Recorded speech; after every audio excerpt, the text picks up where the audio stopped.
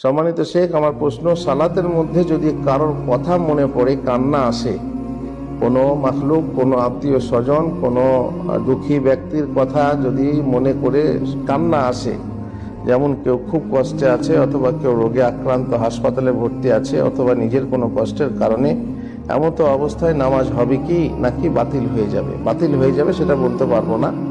একটা কথা মনে পড়লো, মনে পড়াটা স্বাভাবিক, অথবা শয়তান মনে পড়িয়ে দেয়, বিশেষ করে ইডিং বিডিং শয়তান মনে পড়িয়ে দেয় নামাজটাকে নষ্ট করার জন্য, নামাজের স্বভাব কমিয়ে দেওয়ার জন্য। তো পুরো নামাজটাতেই যদি কেউ ওই একজনকে নিয়ে কান্না করে, বা ঘরে কেউ মারা গেছে তাকে নিয়ে কান্না আসে, তাহলে মুশকিল হয়ে যাবে। তা অন্যকে স্মরণ করাতে হবে না। আকিমিস সালাতা লিযিকরি, আল্লাহ বলছেন আমার স্মরণের জন্য নামাজ কায়েম করো।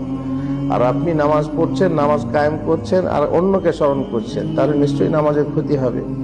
তো সেই ক্ষেত্রে নামাজ পড়তে হবে আল্লাহকে স্মরণ করে। তো আল্লাহকে স্মরণ করতে করতে মাঝে মধ্যে যদি মনে পড়ে, যেমন এই মারা গেছে বা আজকেই মারা গেছে, তখন নিশ্চয়ই কান্না আসবে, কিন্তু সেটাকে দমন করতে হবে। আর সেই কান্নাটা আল্লাহর জন্য করে দিতে হবে, জাহান্নামের ভয়ে করে দিতে হবে। সেই সাথে আল্লাহর ভয় এবং জাহান্নামের ভয় রেখে যদি কান্না করা হয়, তাহলে এটা থেকে বাঁচার উপায় হবে যে আপনার নামাজটা নষ্ট হবে না। আর যদি আপনি আল্লাহকে ছেড়ে আপনি যদি অন্যকে স্মরণ করতে থাকেন নামাজের মধ্যে, তাহলে নামাজের ক্ষতি হবে, বিশাল ক্ষতি হবে, বাতিল হয়ে যেতে পারে অবস্থায় অবস্থায়।